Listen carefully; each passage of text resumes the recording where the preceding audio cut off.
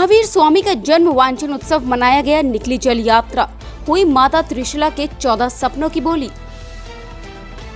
पर्युषण पर्व के 5वें दिन कल्पसूत्र के व्याख्यान के दौरान 24वें तीर्थकार वर्तमान शासनपति भगवान महावीर स्वामी जी का जन्म का वांचन साध्वी श्री शुद्धि प्रश्ना श्री जी साध्वी श्री समृद्धि श्री जी की निश्रा में साध्वी श्री प्रवृद्धि मसा ने किया। उस दौरान समाजजन झूम उठे और श्रविकाएं बैंड बाजों की धार्मिक धुन पर नाचने गाने लगे। इस दौरान समाजजन भगवान महावीर की जयकारे भी लगा रहे थे।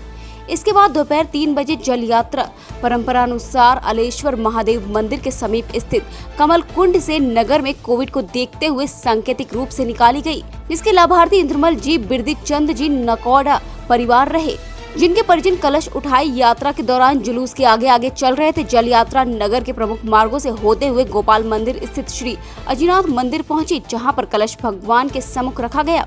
तत्पश्चात इमली गली स्थित जैन उपाश्रय में भगवान का जन्म वाचन हुआ। यहाँ पालना जी में श्रीफल चढ़ाया गया। पालना जी को झूला भी दिया गया। पालना जी को घर ले जाने व श्रीफल चढ़ाने की बोली का लाभ अशोक कुमार भैरूलाल कोठारी पिपलौन वालों ने लिया, जहां रात्रि में उनके निवास पर समाजजनों द्वारा भक्ति की गई। यहाँ भगवान के छापे लगाने व लाभ नेमीचंद जी, गोपाल जी, राम सिन्हा छपेड़ा वाले परिवार ने लेकर श्री संघ को केसर व कुंभ के छापे लगाए। यहाँ अजितनाथ भगवान की आरती और मंगल दिए का लाभ लाभार्थी परिवार ने लिया। यहाँ मणिभद्र भगवान और नकोड़ा भैरव की आरती की गई। इस दौरान बड़ी संख्या में समाजजन मौजूद रहे। बनना चाहिए वही उत्साह के साथ जब कहे कि परमात्मा का जन्म हुआ, ये शब्द जब हम सुने तो हमारा रोम रोम नाचना चाहिए कि मेरे परमात्मा का जब हमारे घर में बेटा होता है तो प्रसन्नता हमें कैसी होती है। तो ये तो त्रिलोकी नाथ का जन्म है।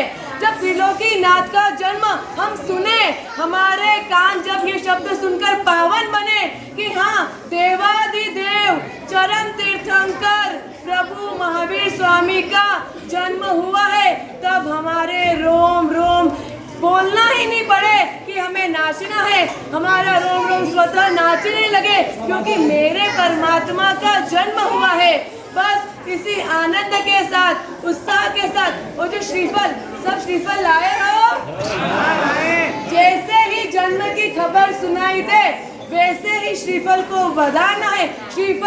श्रीफल जो नारियल है वो हमारे मस्तक का प्रतीक है।